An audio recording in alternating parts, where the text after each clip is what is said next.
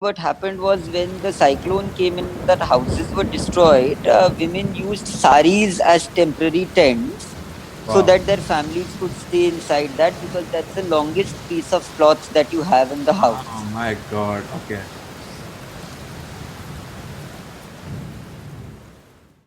Great.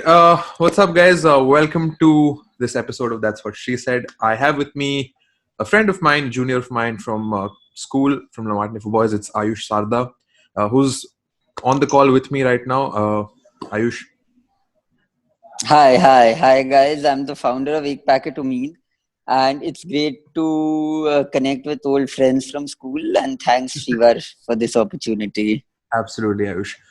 Just Ayush, at the very outset, I'm sure people who have spoken to you or haven't spoken to you in a long time would love to know what your journey has been throughout school. I understand that you've graduated from college like this year, I guess, and Yeah. yeah. And what did you do after Lamartine for Boys? Because that's literally been our last touch point.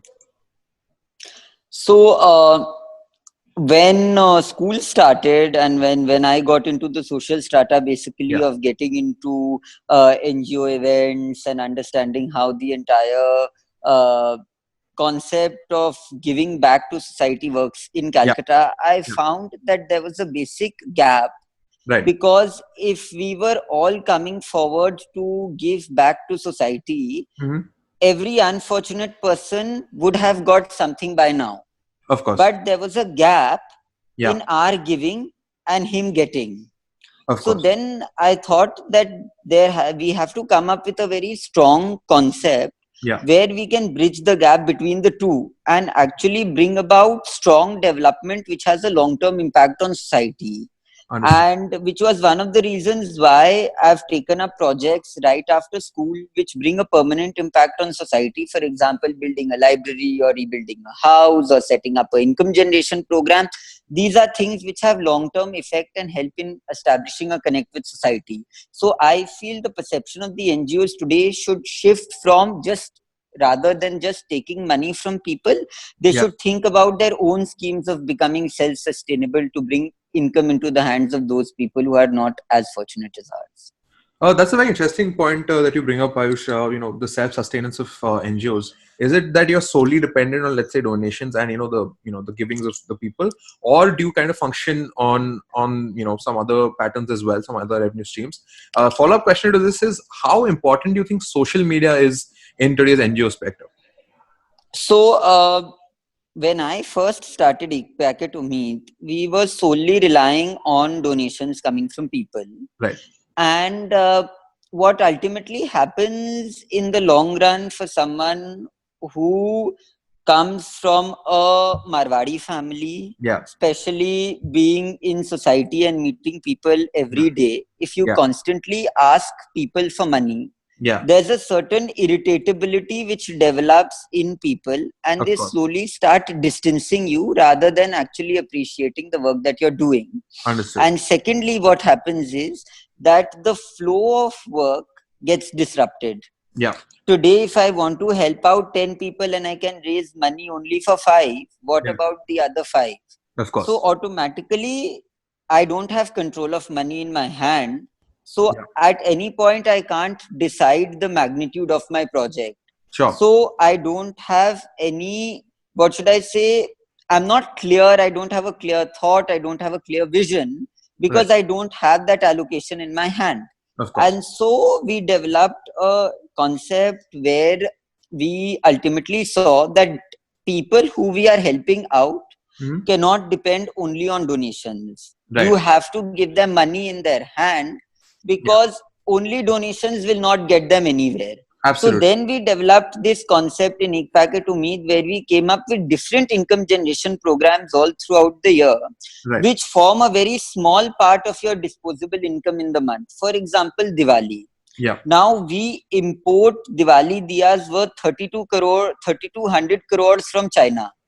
Right. If That's a we huge cut amount. that middle, if we cut that middleman amount, if you Yeah. cut the commission which only middlemen keep, Sure. and you make people from a strata of society where the average income per month is 5,000 to 7,000 rupees a month, Yeah. if you start employing them and you ask them to make Diwali diyas and just start selling it in your society, you'll see A, people don't get irritated because Diwali diyas are something which everyone needs. Of course. B, there is effective utilization of money because A, you're going vocal for local with producing goods which are inside the country. Two, Yeah. you're strengthening the rural backbone Yeah. because the money which was actually going as commission from one person to the other person for making sales Yeah. is now reaching the grassroots level. So Absolutely. you have clarity, you have helped people, you've promoted the economy. At the same time, the other person has not obligated you by giving you money. He's got a Right. product in return. So yeah. And and your second question, how important is social media? Social media is really, really important because that is how we got connected. Right. Yeah. So, in order to expand your project, in order to make it reach people, for example, when I started the Amphan project, Yeah. I got more response from people staying outside the city rather than people staying inside the city, Right. because I connected with Bengalis or people who are staying all across the globe who have a Calcutta connect. Yeah. They want to come forward and donate in their own way. So Right. I feel social media is a very, very, very, very important instrument today to grow your organization. Especially. It's much needed. It gives you a global platform. Absolutely. So, just that really brings me to my next question, which was about the storm, the cyclone. I myself, I wasn't in Calcutta when the storm broke out. I was in Bombay. But what was it like? Like, what was the reaction? Being, let's say, of course, we have a certain sense of privilege where we're coming from, and we were okay. We were staying in our homes. But that time when, let's say, the storm was hitting out, did you actually think कि हाँ मतलब बहुत ही simultaneously so many people, so many stratas of society are just going to get obliterated because of the storm? And also, like, what was this, the nostalgia factor that you spoke about? How did the people connect with you, and how did they want to kind of connect and help you out? So basically, when the storm hit, at that point in time, like 1 hour before the storm hit us, as usual, Calcuttans, हम लोग को तो hit नहीं करेगा. It's going to go to Bangladesh. Yeah. That's a very Every sad time one. that was the mentality कि हम लोग को तो hit नहीं करेगा. It's going to go to Bangladesh. Right. But then when the storm hit us, Yeah. that night we were like, हाँ ठीक है, it's like a usual storm. ज़्यादा से ज़्यादा क्या हुआ होगा? Yeah. But because we were all staying in, we have only multi-stories around, so you literally don't know what is happening. It's all the same. People told me it's like another Kal Boishakhi. What is going to happen? It just rained. There was just water pouring into my house, etc., etc. Lot of things came up. But after 2 days, no phone connectivity, no water, no electricity. That is when we realized that the storm has actually hit us real bad. Understood. And after nearly 7 days, did we establish connect on the ground. Right. And after establishing connect on the ground, for another 3 days, I was like, everyone, it's become a trend. One cyclone and you have every household collecting relief material. Yeah. So I said, cool, I'm not going to get into this at this point. People are going to get irritated with another WhatsApp message that they are going to get from me. But after I established connect on the ground, I literally had people calling me up and say, please, please, please, we don't want relief material. We want someone to come and rebuild. Like a rehabilitation. That is when, they wanted people to come and rebuild, and it was such a sad state. I was just convening a meeting with 40 NGOs like a week back, and I told them, I said, see, Sundarbans is a place which has limited families. It does not have unlimited population. Yeah. If each NGO today has collected relief material worth 7 lakhs on an average, if 40 of us are sending it, which means we've sent relief material worth 2.8 crores. Yeah. So by now, Sundarbans should become a rich district. Yeah. And every family should get something or the other, at least food or a shelter or tarpaulin or something or the other. Right. Why are there villages where relief material has not reached yet? Yeah. Yeah. Because it's become a trend. They just drop relief in the first village in Sundarbans and say, "Oh yeah, we've We've done reached. it. Like that's our photo We've of done that it. right there. Yeah. We've done it. We've clicked pictures. We've made everyone happy." But what at the ground? Nothing has reached. Nothing has reached. I have spoken to the village head there. He said, the material that you've sent is getting wasted. There is so much of rice, so much of dal, Oh so my much of God. biscuit. Please don't send anything more. We are returning everything back. Oh The gosh, that is. village it was so disappointing to Yeah. hear that. Yeah. And the village where we adopted, I spoke to my team. I said, see, we are not going to adopt a village where any private agency or any government organization has reached before. Mm-hmm. Let's think of a village where no one has reached. Right. And trust me, till now there are more than 80 villages in Calcutta where not even a single person has reached. My God. There's no radar, there's no connection, there's no connectivity, there's no reach, there's no electricity, there's nothing. You don't even know that families are staying there. So And so when we took up the initiative of rebuilding, we realized that, I'll tell you something, it's like a slap on a person's face. mm-hmm. Today if I come to your house and I see that your house is broken, you have nothing to wear, you have nothing to eat, and suddenly I come and hand you over a piece of cloth and I say, bhaiya ye rakh lena mere taraf se. Yeah. It's so embarrassing for that person. You're seeing Yeah. कि उसके घर के ऊपर छत नहीं है. You're seeing he does not have anything to eat, and you suddenly go and tell him that you keep a old piece of cloth from my side, or you keep a mosquito net from my side. What will he Yeah. do? And secondly, what happens is there's a very big difference between relief and rebuilding. With Right. rebuilding, you're getting the uh, village back to normal life. You're Yeah. giving the people positivity and hope that life for them still exists. Of With course. relief material, you're providing them relief in 7 days, and it's like an open well. If you put 100 crores into relief, there will be no impact. Yeah. If you put 2 crores into rebuilding, after 5 years, you can see the impact that you've created in the people's lives. Sure. So Sure. it's very important for NGOs today to understand and reach the ground level to see how they are raising funds and for what purpose are they raising funds. Absolutely. So the pandemic that we're going through right now, do you think that it was just the perfect recipe for disaster? Do you think that, let's say, a person who also wants to contribute something in their own way also wants to go to the ground, like you mentioned that you did go to the ground level, but do you think that that was just it was just a big bummer that that it's happening right now, and obviously Bengal, the cases and everything, that's a separate story altogether, but how much do you think that kind of affected your entire efforts, and even ek packet to me, then the entire efforts of the community at the. Yeah. So, in a way, it was really, really nice that Mhm. we got affected by the pandemic.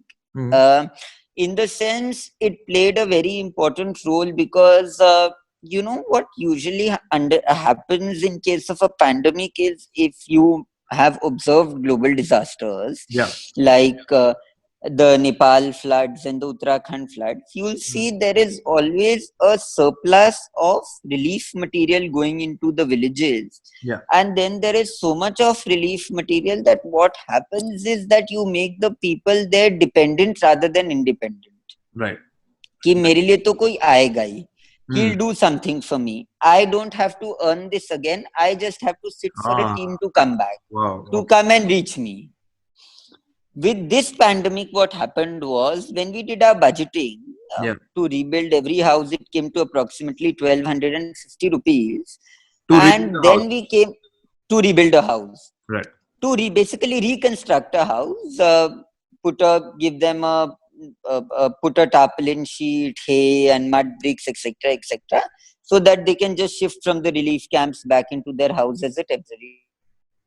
What we realized in the process was that all the people at the local level Mhm. have a lot of potential and talent in their own selves to rebuild their own house. Right. It's just that they need a little push. Of course. So the material which reached them, they actually valued every bit, because they knew that because of the pandemic, no one else is going to come and reach me.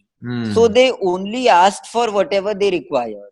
Right. So that way I was very privileged, because it was complete effective utilization of funds. For Of course. example, if a person needed only a tarpaulin, he only asked for a tarpaulin. Now the cost of the tarpaulin is 480 rupees. वो बोला, you just give me one piece of tarpaulin, my house will be ready. You please give my neighbor 2 pieces of tarpaulin because his house has been completely destructed. Right. So ultimately, I saw that with every house where there was 1250, in some places we could build 3 houses. Yeah. In some places, we saw that we have to rebuild a house for 2500 rupees Yeah. because that house has been completely ravished. So we have Yeah. to put double the amount of money to get it back on its feet. Mm-hmm. And what happened was, with only one team working on the ground, which Yeah. was the village local along with a local team, Mm-hmm. we realized that things moved on so smoothly that we had a case study of every individual house. Okay. That's interesting. So we knew that the money that is going is actually reaching the person there, Mm-hmm. rather than a mayhem of relief material coming into their life with 2000 pieces of tarpaulin and 10,000 kilos of hay. And ultimately, we realize only 800 of them are used, and they are used in a place where they are not required, or we've seen that people have sold it again, and all these things start coming in again. But then we ultimately realized that no, because of the pandemic, we've got saved. So it was And actually a only blessing in relief material. disguise. It was actually a blessing in It disguise. was basically a very big blessing in disguise. Very big blessing in So disguise. I was And the yeah. places that we are working in, the sea of corona can't reach, because you've not had any visitors in that area for the past Right. 5 years or 6 years. So who will come and spread the Of course. Of course. virus there? But this really makes me wonder about, we've had conversation like we just had about, like, in the rural places and everything, where there are so many people. One often I won't say neglected, but then this is a very tricky sort of a segment and a strata which is there, which is the urban poor. The people who, let's say, stay in your slums. And of course, in Bombay, for example, I was watching, I think, the Quint case stories. I was watching that people literally in Dharavi, they were saying ki, these people, they used to appear at our slums whenever they wanted votes. For example, of course, Dharavi is a big vote bank, and now they were literally telling people to show off कि मतलब भगा देंगे आपको, आने ही नहीं देंगे, entry नहीं करने देंगे, और नहीं चाहिए आपका कोई भी मतलब patronizing, and वो सब नहीं चाहिए हम लोग को in Dharavi. So how do you think the urban poor kind of, and how does, let's say, even Ek Packet mean, not just for, let's say, the current crisis, but even for, like, the crises before that, or even just like a general way of approaching people? How do you kind of work with the urban poor? See, the urban poor is a very, what should I say, a very controversial area to work in. Yeah. Because you really need to identify the right kind of people in the urban poor that you're working with. Because in certain cases, they choose to show themselves poor. Oh, okay. They have a lot of money, Yeah. but they show themselves to be poor. Mm-hmm. For example, with the urban poor, I've come across a lot of rackets where I have given them blankets, Yeah. and they've gone and sold the blanket to the same person from whom I bought the blankets Oh my for God. money again. And what happens is, with the urban poor, for example, if you have people staying in front of Lake Kalibadi, or if you have people staying in front of Birla Mandir, Yeah. now we all want to do certain amount of CSR. Yeah. So what happens is, everyone in that area will go to Birla Mandir and say, Mandir ke samne बैठी हैं तो दे दो. Mm-hmm. And we will all give old clothes, blankets, and so in one season they get around 20 to 25 old blankets. What do you do with so many? So You go and sell 22 of them. So it's very important to actually identify the need, the want, and the seriousness of the women and the men in that area. For example, I'll tell you something. I work very closely with women in the red light area. Yeah. Now I've seen their demand. I've seen the struggles that they go through. So they also fit in urban poor. And I wouldn't mind working with women in the red light area, because I know the money that I'm putting into or investing into their lives is not going in waste. Right. So a lot of research is actually required when you choose urban poor. Yeah. So that is why in Ek Packet Umeed we've chosen stratas and societies of urban poor. Right. We've communalized them and chosen one society, say like single mothers, mothers whose husband and son has gone into drug peddling, or they've gone into drugs, or he's an alcoholic, or she was sold by her family and put into a red light area. Mm-hmm. So these are certain marginalized communities of urban poor which I would work with, and with primary focus being on rural poor at this point, Right. because urban poor in the city can still find their own way out, and Yeah. at least arrange 2 meals a day at the end of the day. Mm-hmm. But with rural poor, no savings, huge amount of debt. If even one crop is spoiled, you're back by 10 years. You don't have any source of income. When your average income around is 3,500 to 4,000 rupees a month, Mm-hmm. you really don't know how to spend and what to spend. Absolutely. So we are therefore working with absolutely marginalized communities at this point. Understood. So you've kind of demarcated where you want to work in and where Yeah. want to go with. Okay, so next up, I want to ask this question, which kind of was a very big, bone of contention, rather, which was going on in the last 2 weeks. Is the coverage part. Okay, now this is of course not a. I mean, I won't say it's a social sector belonging, but it's just a media. I just want to speak about what the media kind of had a role to play in, let's say, a basic coverage on the Amphan as a cyclone, and Nisarga, which obviously was not as heavy as they expected to be because it changed its course. But what do you think about that? I just want your opinion on what how the media kind of shapes these conversations. See, I am really against this in the sense, media gave the coverage that it was required, that the amount of coverage that they had to give to the cyclone. Yeah. Bengali media reached places where they could possibly reach in 3 days, and they could give a report about. And I wouldn't blame the media for one reason, is because there was no electric supply in Calcutta. There was no water supply. Even if they did a coverage for 4 days, no one in Calcutta would see anything. And in those 3 days, I know everyone in the country knew what Amphan was. I had relatives from all across the globe call me up and say, I hope you all are fine. That is the role of the media, which the media has successfully done. Right. And with Bengali media, they reached places where they had to.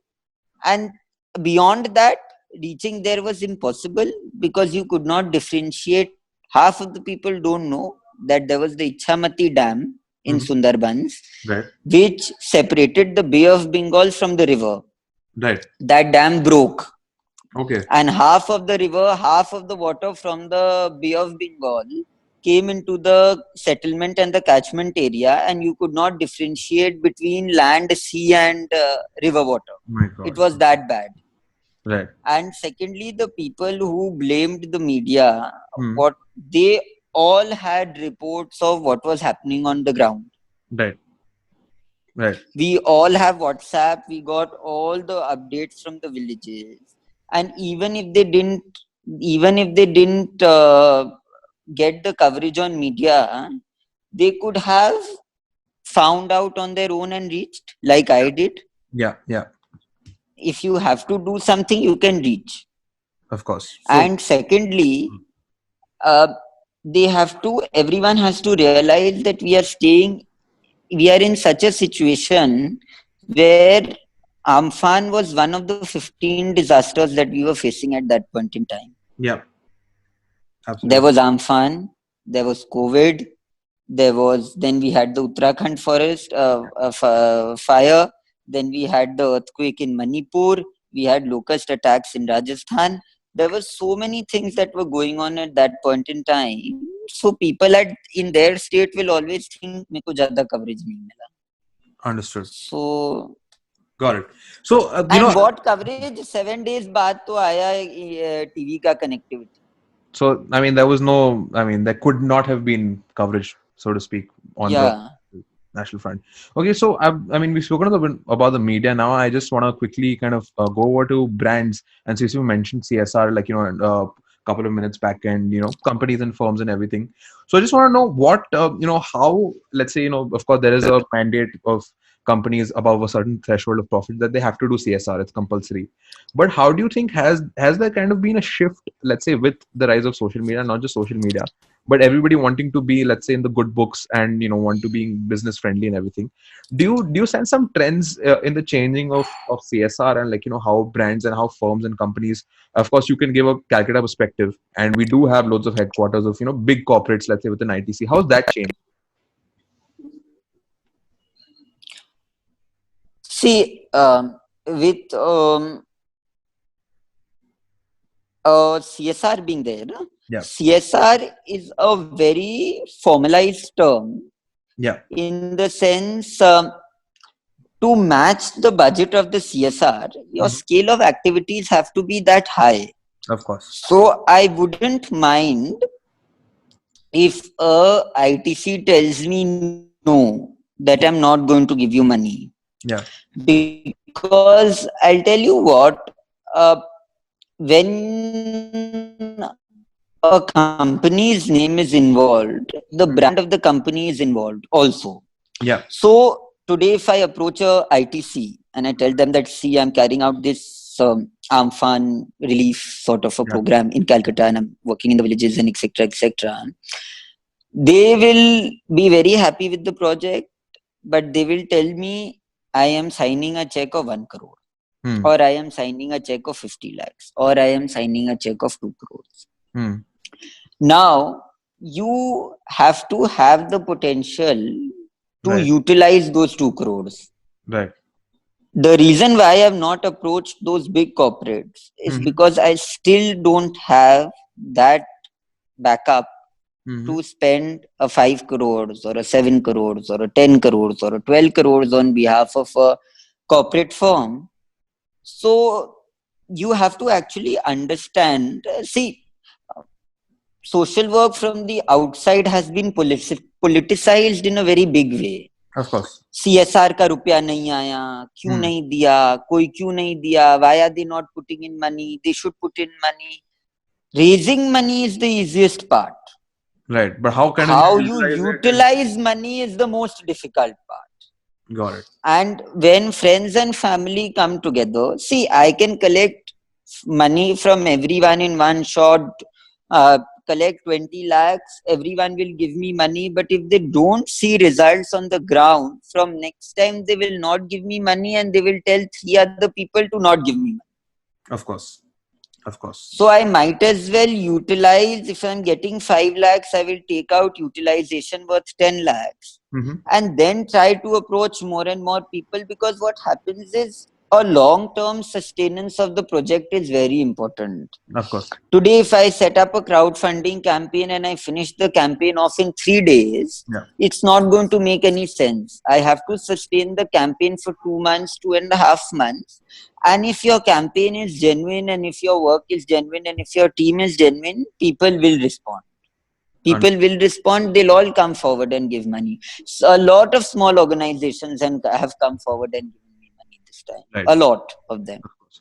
But how do you, let's say, because Ekpa Academy, I think, when was the year it started? When was the year Ekpa Academy? It's been 4 years. This is the 4th 4 years. year Right. started. So how does, for example, I'll just give some of my insight, because I've also worked in the social sectors in internship. So I was working in this firm called, in this NGO called Shonlap, which is in the red light area itself in ward number Yeah, 20. yeah, yeah.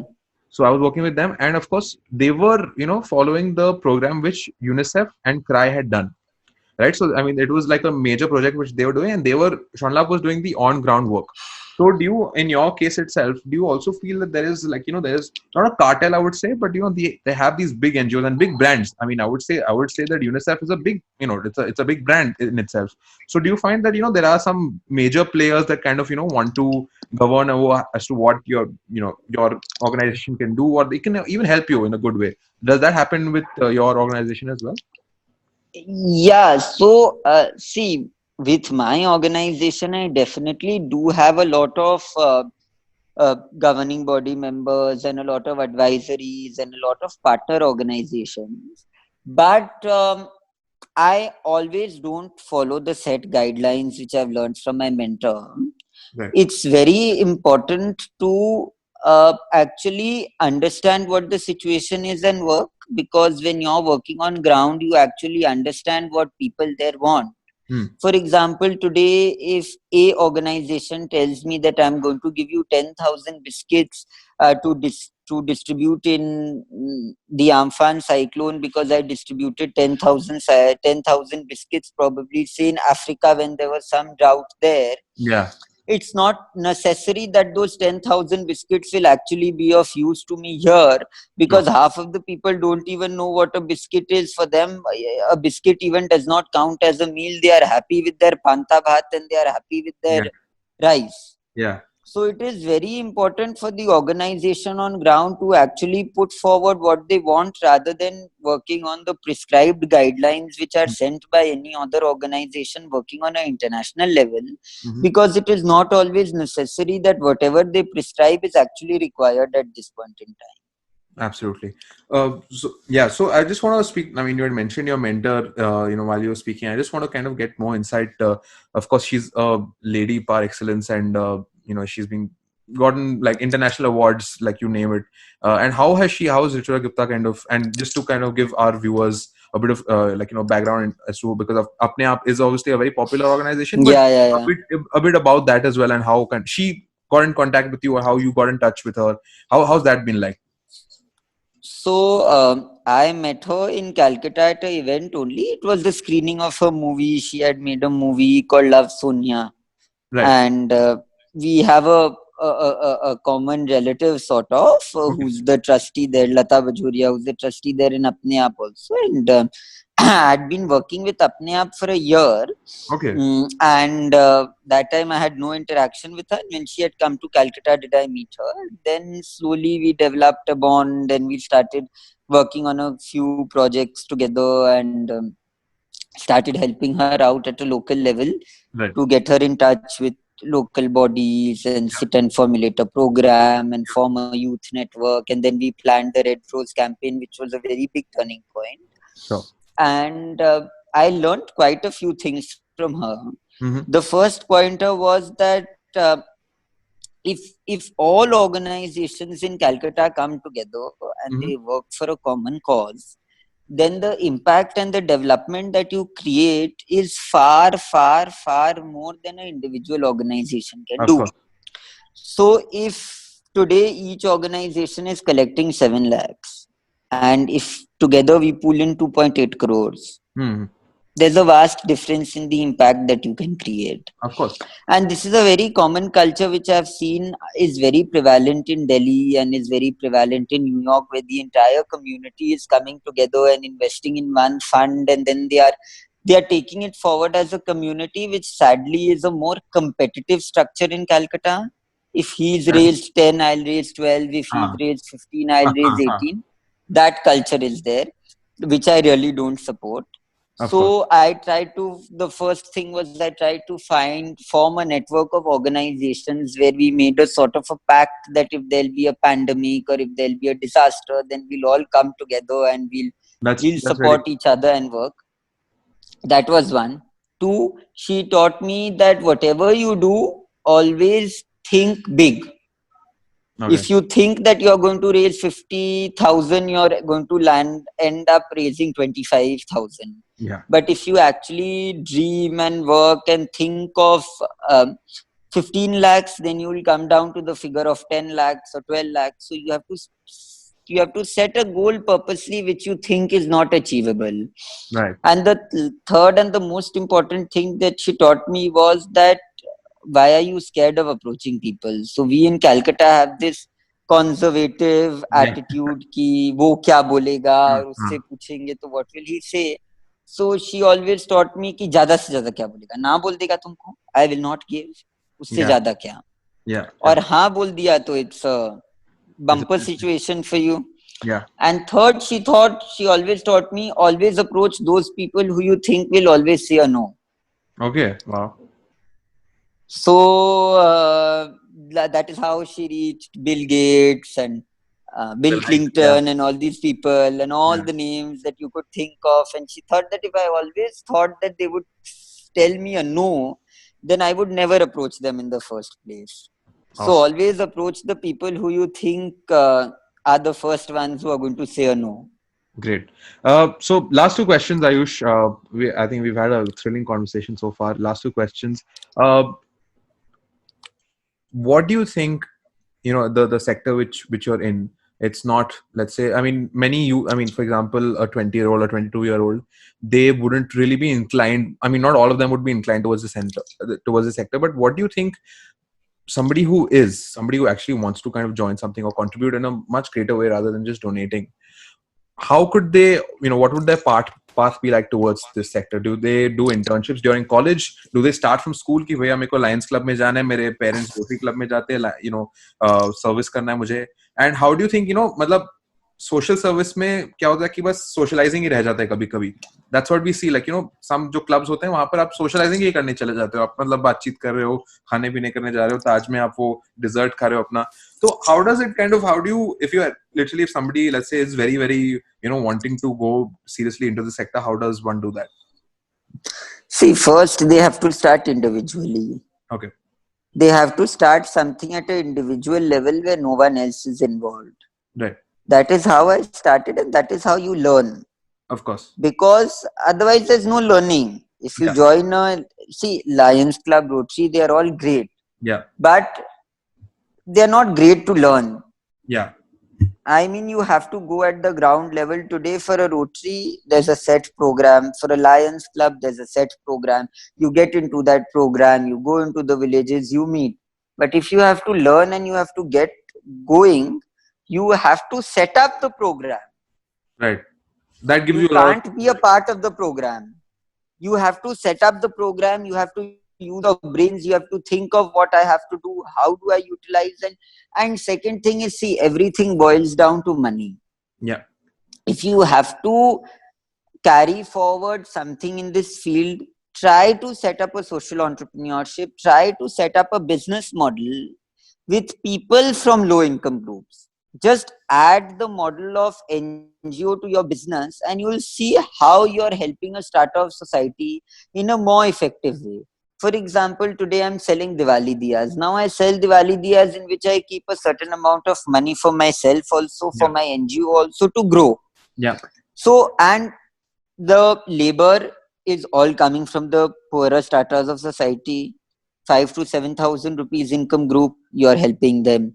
Mhm. The raw material that you're buying from someone who's equally poor, Kumhars in Kumar Toli, Yeah. or you're buying mitti from Sundarbans, absolutely in the rural area. So you're doing social service in your own way. Again, in a social entrepreneurship, just add a little aspect that instead of multiplying or accumulating huge amount of profit, again in the profit that I keep, in that I'll be giving 50%. I'll be spending that on the welfare of those people who are working in my unit. So Yeah. sponsoring their children's education. If anyone is sick, then taking them to the hospital. If a pandemic like that has occurred, then you help them in rebuilding their houses. You will ultimately see that a business model can serve both purposes. Understood. Understood. That's great. So you have to Yeah. innovate at every point if you have to go forward There is, I mean, yeah, in there is this field. innovation involved in the social sector too, right? Like, I'm sure it's not devoid of innovation, because I think Yeah, yeah, the yeah. jugaad bit comes in, and, like, being very, having, like, the sense of actually doing things on ground. That's there. Lastly, Ayush, Amphan, of course, is not over yet. I mean, of course, the rains are over, but I'm sure there's still a long way to go in terms of, the rehabilitation and the relief and whatnot, whatever efforts there are. So, people watching this right now, or people who will be watching this, during their leisure time, how can they contribute, and what are your kind of projects which you've taken up so that they can? I'll link them below in the description. So we've taken up two projects. One is rebuilding of houses for 1250, Okay. where we are actually rebuilding the house of the person who's been affected by the cyclone using tarpaulin and mud bricks and hay. because these are the things which are super effective in that area. Mhm. And what we are doing is we've tied up with about 7 organizations who are working on ground, and Right. they are basically teams of volunteers who are basically staying in Calcutta, but their home villages are the villages that we are working in. Oh, that's So cool. they formed local groups there, and they are staying there for about 10 to 15 days in different slots. And we are providing relief material to the people, and our team is supervising it, and we are asking people to rebuild their houses in their own way because they are super comfortable doing that. So they know what to take out and what to rebuild. It's just that material has to be given to them, and our team is helping them in every way possible to rebuild their houses. In about 4 villages, we've built about 480 houses till now. That's great. And yeah, and we have successfully raised funds for 1,000 more, but we'll be requiring funds for 2,000, 2,500 more houses, because there are approximately a lot of villages where relief has not reached as of Hasn't been. now. Yeah. Yeah. Yeah, and the second thing that we are working very closely on is a campaign which went literally viral, which is called Drape a Sari, Gift a Yes. Sari, Yes. where Yes. we had 450 to 500 ladies all across the globe repost our post with the creative and a picture of theirs in a sari. Because ultimately, what happened was when the cyclone came in, that houses were destroyed, women used saris as temporary tents so Wow. that their families could stay inside that, because that's the longest piece of cloth that you have in the Oh house. my God. Okay. So then after that we realized that with 9 days of a sari being on your head, Yeah. it was torn or not wearable, and it had become super dirty, and it was full of infection and blah blah blah. So ultimately we got a report from one of the villages where we heard that 2 to 3 women are sharing one piece of cloth, Right. and all the other women have wrapped themselves up in shards of cloth Mm-hmm. because they don't have a sari to wear. So then we started this campaign called Drape a Sari, Gift a Sari, where we asked all women to come forward and donate a sari to us for 280 rupees a sari. Great. And so we rebuilt the house and we give them cloth, Mm-hmm. because ration is something which the government has come forward with, and they are getting That's cool. ration. That's cool. So yeah, these are the These are the two two. campaigns that we are carrying. Yeah, Great. yeah, yeah, yeah. That's great. Thank you so much, Ayush. I think this was a very enlightening conversation. I think got to know so many things about the sector, and I'm sure all the viewers who will be watching this will also kind of gain so many insights, and also would like to contact you. I'm sure like you'll be more than happy to kind of receive their. Definitely, definitely. And thank you so much, guys, for listening, for tuning in. If you've made it till here, this is the 11th episode of That's What She Said. You can get the other 10 on Spotify, Google Podcasts, wherever you get your podcasts. And yeah, thank you so much, Ayush. I hope to catch up with you. Thank you, thank you. Sure, sure, sure. Thank you so much, Ayush. Thank you. See you. Bye Thank bye. you. Bye, bye, bye, bye.